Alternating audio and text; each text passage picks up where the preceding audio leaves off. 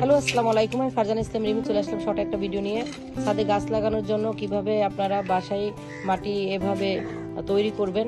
এখানে আমি কিছু মাটি, তার সাথে কিছু বালু আর কিছু জৈব সার, যেমন পেঁয়াজের খোসা, ডিমের খোসা, তারপর হচ্ছে গিয়ে সবজির খোসা, আর হচ্ছে গিয়ে এখানে যে গোবর, ওটা শুকিয়ে এর সাথে অ্যাড করে এখানে আমি 1 সপ্তাহের মতো স্টক করে রেখেছিলাম পলিথিন দিয়ে ঢেকে।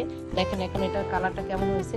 এখন এই মাটিগুলো আমরা এভাবে বেড তৈরি করেছি, বেড এভাবে দিয়ে দিচ্ছি, দেখেন দিয়ে দিচ্ছি গাছ লাগানোর জন্য।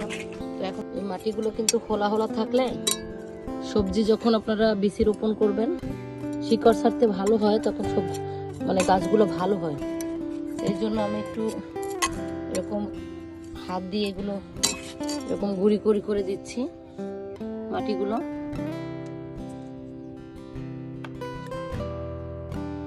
ওরা পোকা খাচ্ছে, মাটির সাথে যে পোকাগুলো উঠছে পোকাগুলো খাচ্ছে। এই বিচিগুলো এখানে আমি 6 ঘন্টার মতো ভিজিয়ে রেখেছিলাম। এখন এই বিচিগুলো রোপণ করার জন্য ছাদে চলে আসছি। বিচিগুলো সব বাকেটে বাকেটে এরকম রোপণ করতেছি।